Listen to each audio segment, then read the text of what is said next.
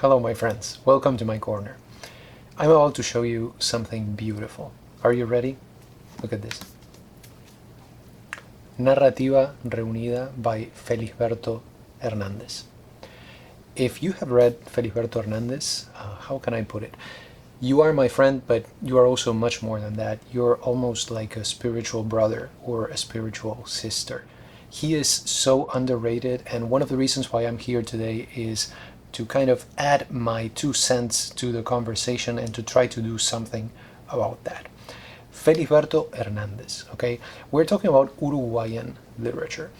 And when it comes to Uruguayan literature, if you ask me, there are 4 major names that people usually mention. You have Juan Carlos Onetti, about whom I have already spoken. There's of course Mario Benedetti, Horacio Quiroga, if we go a little bit farther into the past. And then there's Felisberto. And yes, you can call him Felisberto. We are totally on a first name basis here because if you say Hernández, right? Hernández, there are many Hernándezes. It could be José Hernández, it could be Miguel Hernández, it could be Pepito Hernández, but there's just one Felisberto. It's kind of like Macedonio, right? Same thing, you can call him by his first name. So if you ask me about those 4 authors from Uruguay that I have just mentioned, to me Felisberto is the most interesting. So what do you say we explore his world? First of all, I want to look a little bit at some background to Felisberto. He is considered to be, along with Macedonio, 2 of the representatives of the avant-garde in the Rio de la Plata region. So we are looking really at experimental fiction or experimental texts, because sometimes there's a blurry line between fiction and the type of text that they write. And the thing about him, about Felisberto, is that he seems to have no precursors. You know those authors that you really wonder, like literally, where do they come from? They seem to literally come out of nowhere. One example that comes to my mind right now, just, out of the blue, is Clarice Lispector, right? Felisberto is like that too. He seems to have written with just complete freedom and complete disregard for whatever it was that his contemporaries were doing. So he's really an original as far as you can be original. Who were his fans? Listen to these names. Julio Cortázar. Okay, you're like, Jorge, say no more, right? Because Julio Cortázar was a fan, but there is much more to him than that. García Márquez, okay, Gabriel García Márquez, Carlos Fuentes, Italo Calvino. So you can see this is an author who was highly regarded by, some of the best authors of the time. So I'm going to tell you a little bit about Felisberto. Honestly, when it comes to his biography, he seems to have led a pretty much uneventful life. He was born in 1902 in a suburb of Montevideo, and he was a pianist. He played in movie theaters in Montevideo and in Buenos Aires. So it was back in the day when there was actually a person playing music there in cinemas or movie theaters, and he was one of those, and he makes use of that in his stories many times.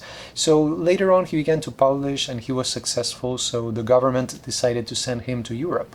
He went to France first, where he was sponsored by the great poet Jules Supervielle. So one of the reasons why he went to Europe was actually to promote his work. This was something that the government of Uruguay wanted to do. Then he visited England after going to France. So he was exposed, to Europe. He was married 4 times. Unfortunately, none of those marriages worked, and by the time he passed away in the year 1964, he had a girlfriend. So, we may think that maybe he would have, married for a 5th time right here. Now, there are 3 stages in his work, according to Enriqueta Morillas, who is responsible for editing this volume of Felisberto that you can find in Cátedra, which, as you know by now, is my favorite publisher in Spanish when it comes to the classics. So she distinguishes 3 stages in the development of his work. She speaks of a first stage from 1925 to 1931, which basically includes the early works, okay, most of which are not available in English. Then the second phase in his development is from 1942 to 1944, so only 2 years, but those were the years when he began to publish the novellas that are sort of autobiographical for the most part, so these are very important texts. And then finally we have 1947 to 1960, which is the time period when the stories of piano stories, and then some of the others that are included in the other collection available in English, which is titled Lands of Memory, appeared. So keep in mind those years, and those 3 stages in the development of his career. When it comes to his style, right, how would I describe it? I would say that Felisberto's style is just unadorned. It is very colloquial, okay? And let me give you one example of that. For example, you read his text in Spanish and he repeats yo, right, the I, right, the pronoun. Yo hice esto, yo hice lo otro, y después yo fui, y después yo me encontré, etc. So in Spanish, you don't need to do that. In English, I was writing a letter the other day and I was thinking, wow, I look like completely, or I sound completely egocentric because I'm saying I did this, I did that, and then I went to, and it's always I. In Spanish, you don't really need to do that because you have conjugations. So with the conjugations pretty much take care of the pronoun. You don't really need to say it, but he does, because that is a very colloquial thing. That is the kind of thing that you do when you talk to another person. So that would be an example of that. And then in terms of theme, I would say that he finds the fantastic in the everyday. That is kind of like his signature. He realizes that everyday things, there's more to them than meets the eye, and he sees fantastic things in the things that you encounter on a daily basis. So what's going to be our focus today? I am going to share with you some ideas on the early works of Felisberto and the posthumous works and all of that, but for the most part I want to give you an overview of Felisberto in English, okay, the works that are available in English. So that consists, as I kind of suggested before, of 2 books, 2 collections of stories. The first one is Piano Stories, which appeared in 1993, and these were translations by Luis Jars. And then much later on, in the year 2002, we have Lands of Memory. And these texts they are very important, okay, and they were translated by Esther Allen. Both of the translations, I looked at them and they are really good. I was very happy with the way they sound and the way that they relate to the original material.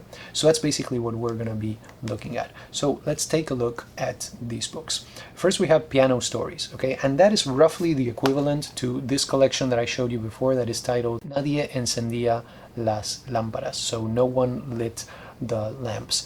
This, my friends, features Felisberto's best work. Okay, so especially if you're looking at short stories. So the short stories that are included in this collection are the best things that he wrote, but there's much more also. So we have to consider that. And the edition in English follows this for the most part, but also adds some other texts. And that is really good, actually, in this case. We have a total of 15 texts here, and some of them, especially the longer ones, like The Stray Horse, for example, like The Daisy Dolls, like The Flooded House. These were texts that Felisberto published independently. So basically, some of them are very short, especially the last one, The Flooded House. This is a very brief text. So you have a text that is maybe, 20, 30, 40 pages published as an independent book. It would be a loss in English. So I am really happy that they decided to include these texts in the edition titled, or the collection titled, Piano Stories. So I'm going to give you some of a a bit of an overview of what you can find here. I'm going to try to be brief, but I do want to give you an idea of what is included in this text. So the first 3 texts that you find in Piano Stories were not part of the original collection. They are not to be found in this Nadie encendía las lámparas. The first one is a text that was published, I believe, in a separate volume. Let me make sure that I can give you the right information here. But Explicación falsa de mis cuentos. So yes, that was published separately. It was published in a magazine, so it's not a posthumous text. And what this is basically an ars poetica. Okay, it's really Felisberto trying to explain or to tell you how not to read his stories. It really extols this idea of mystery, of brevity, okay, so of being suggestive, right, spontaneity and all of that. And the central metaphor that he uses in this, false explanation of my stories is that of a plant that grows inside of the author, somewhere inside of him or her, which is basically another way of saying that each story has a life of its own. That's why you should not try to explain it.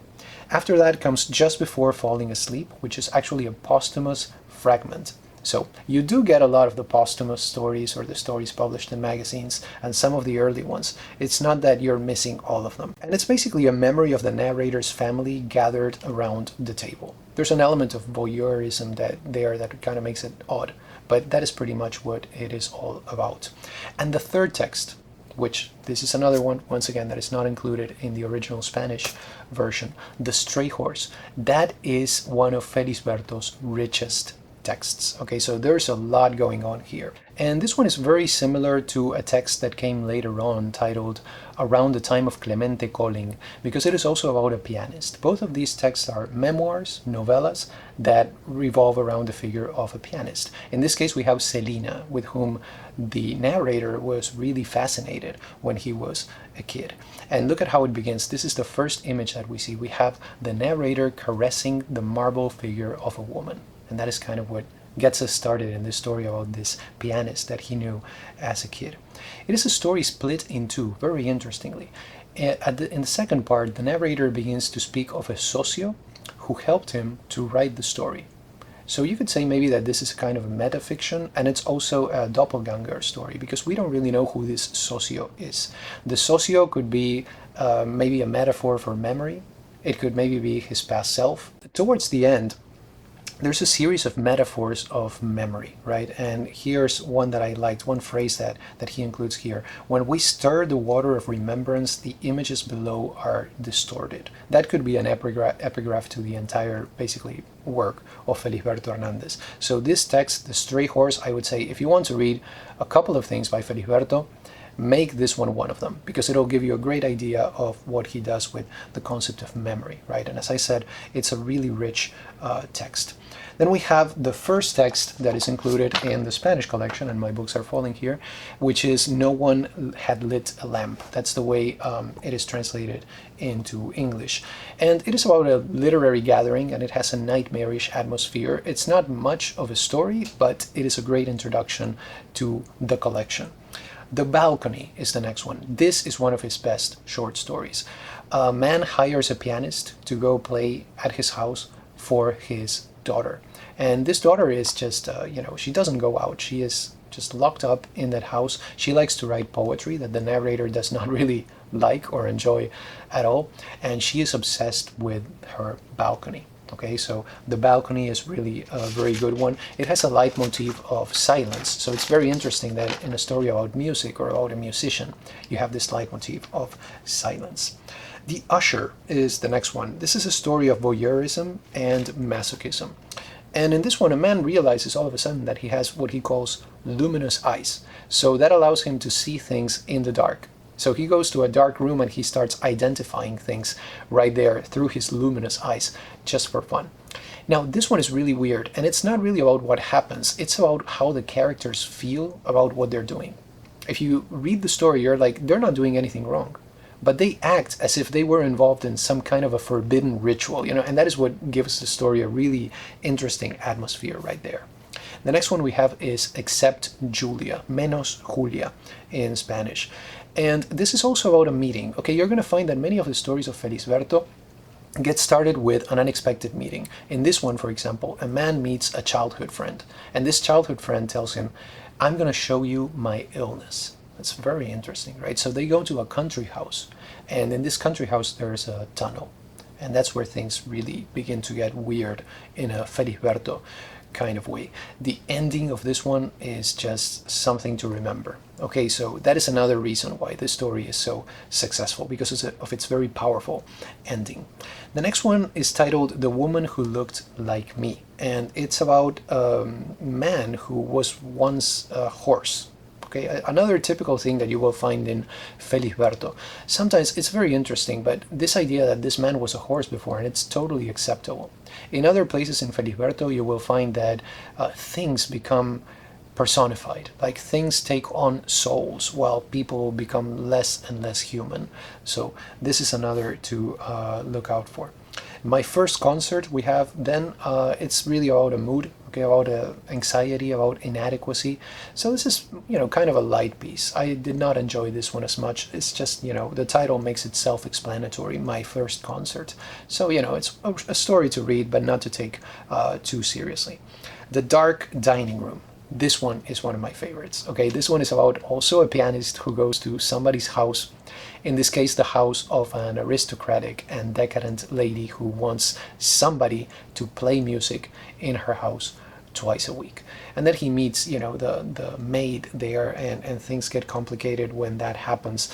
I really love Felisberto's houses, and this is one of the many stories in which you can find yourself inside a house, virtually all of them. Okay, the house is a very important element, or a very important setting for Felisberto. And the houses that he describes are just the kind of house where people go insane. The next one I was not too crazy about either. This one starts with a very striking image of a man driving a pin into the eyes of people in a photograph. Okay, it's really weird. It doesn't sound as weird as it actually is when I say it. So if you want to read the story, you'll find out about that.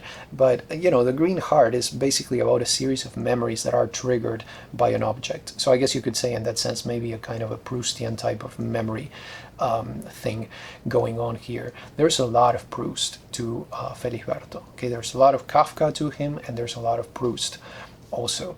And in this case, the object, the Green Heart, is actually a tie pin. So one of those stories, not really very important, but it did show me something, and this is what I wanted to mention.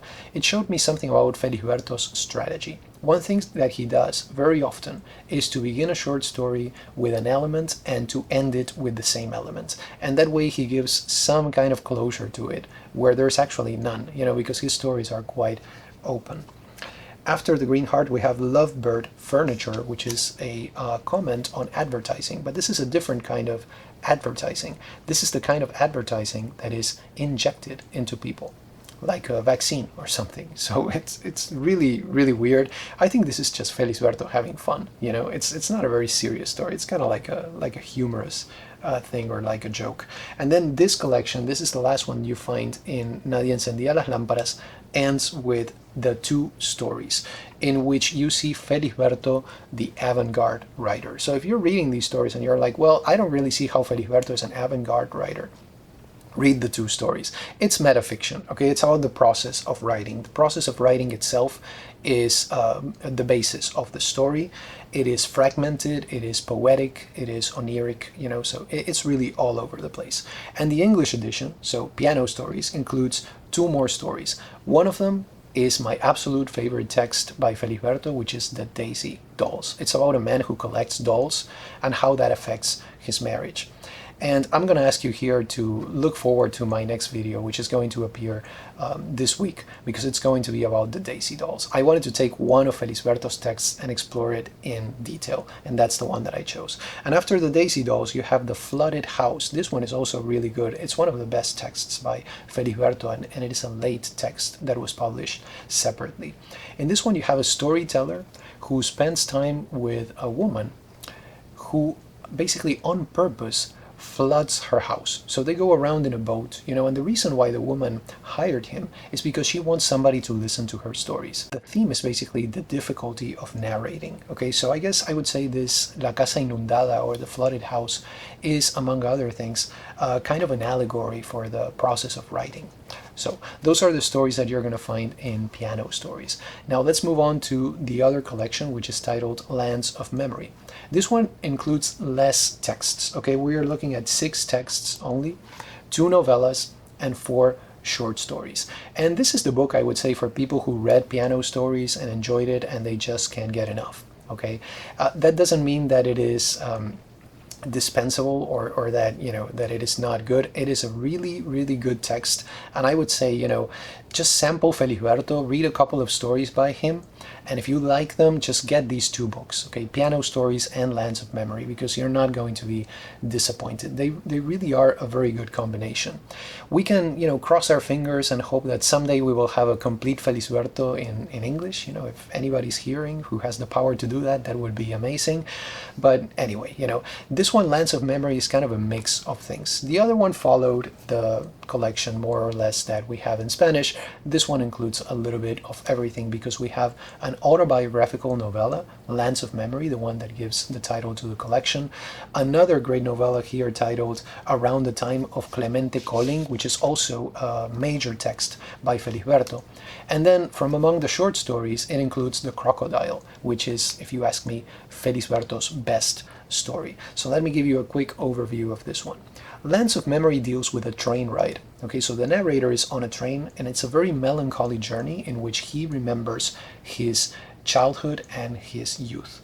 And there's also a sense of alienation in this text. He sees his body, as he calls it, and his self as two separate things that are kind of, dissociated. They are two separate entities. Have you read César Aira's How I Became a Nun, Como me hice monja? Lands of Memory, this is kind of where that text comes from, so it's important in terms of what it influenced. And like a text by Kafka, you can read this one and feel that it is incomplete, but then you can't really tell, because even the things that are complete by Kafka, just like the things that are complete by Felisberto, have that openness to them. By the way, Lands of Memory was a posthumous text, and it is considered to be right now one of Felisberto's major works. The second text that we have in Lands of Memory is titled My First Concert in Montevideo, not to be confused for My First Concert, period. That's another story.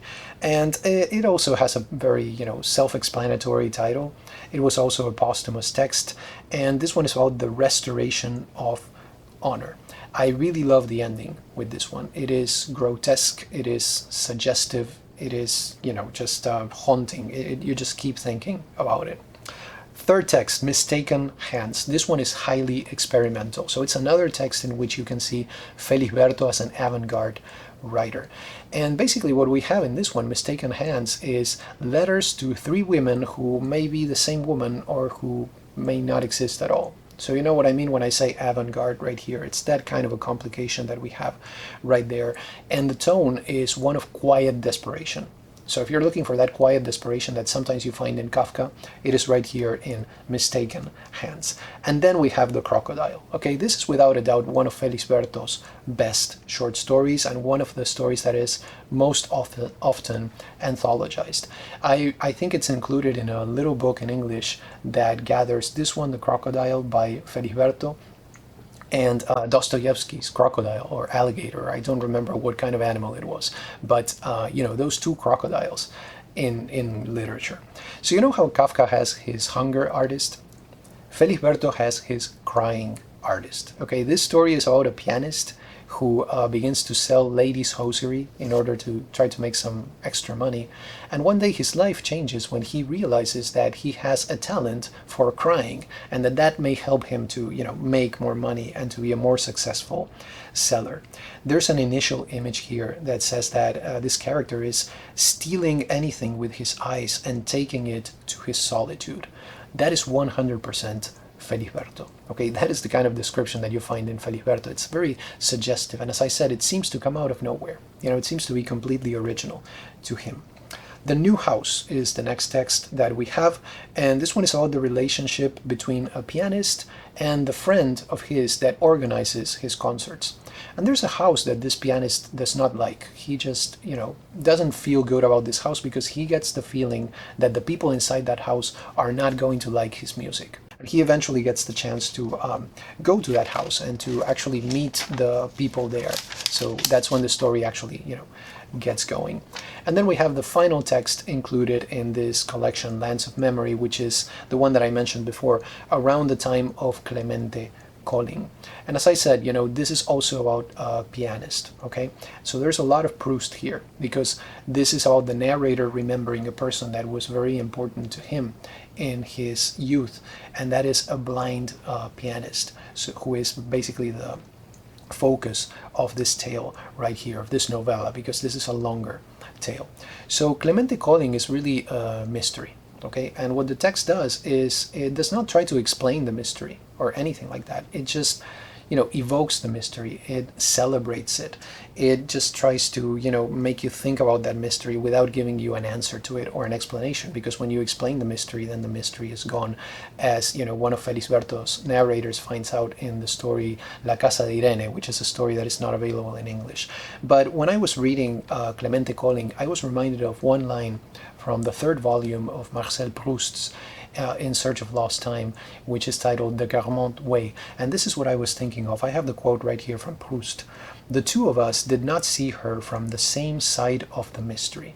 So it's a story about basically how, from the road from which we arrive at a person determines or gives shape to our perception of that person, if that makes sense. That is what you find in Proust, and it is also what is present right here in around the time of Clemente Colling. So one of the things that this text explores, and it does it very well, is nostalgia. So this is like nostalgia at its best. Okay, so having looked at those two collections in English, Piano Stories and Lands of Memory, you may ask me, Jorge, what am I missing? Okay, like what is the kind of stuff from Felisberto that is not available in English? So what you're missing is basically Felisberto's first steps in fiction, some of which and many of which were actually published, some of the stuff that he published in magazines and never made it into an actual book, and then some posthumous texts, okay, some of which you do have in English. Are these absolutely necessary for the salvation of your soul? The short answer is no.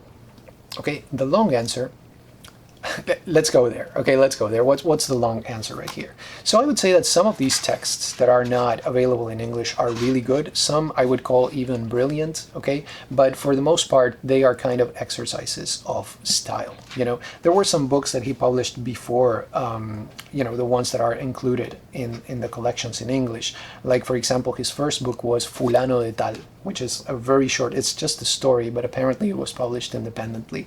Then we have Libro sin tapas, so basically book without covers. And I really like that concept because there's an epigraph to this book in which he says the following. He says, este libro es sin tapas porque es abierto y libre.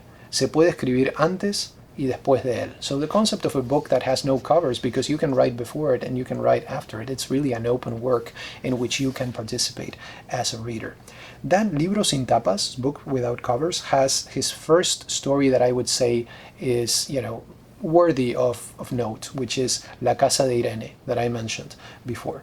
But then after that we have a collection titled La Cara de Ana, and I think that is the best collection of his early stories, because the one that came after that one, La Envenenada, or The Poisoned Lady, I was just baffled by that one. Okay, so I would say La Cara de Ana is really the best collection before the first text that we have here in chronological order, which would be Por los tiempos de Clemente Colling, around the time of Clemente Colling.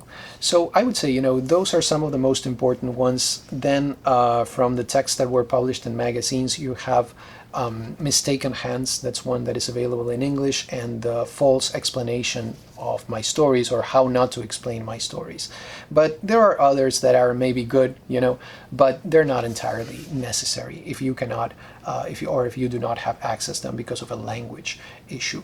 And the same goes for the posthumous texts. Okay, there's one that is really good, that is the Diario del Sinvergüenza, which, let me read you some part of that so you can tell what it is. It's a really interesting concept because it's about a person who feels separated from his body. That is the sinvergüenza, or the shameless one, of the title.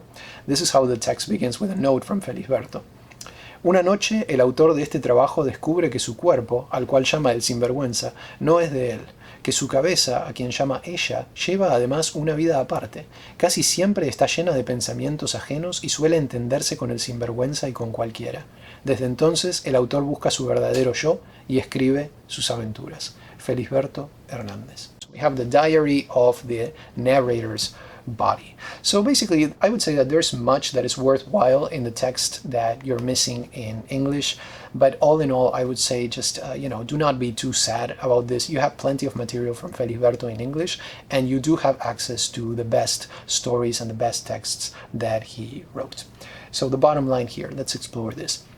Felisberto is an author that you cannot afford to miss. Okay, that's how I would describe him. Uruguay, as you know, needs more attention. So that is doubly true of Felisberto because he was an Uruguayan writer. So I would say, read Onetti, read Benedetti, read Quiroga, read Cristina Peri Rossi, and all of those great authors. But make sure that you include Felisberto among them because he is an author that really creates a very personal type of world. And this world is just very dark. Okay, it's a humid, it's a sticky world and all of that, but it's also a very funny world. You have a lot of fun with Felisberto.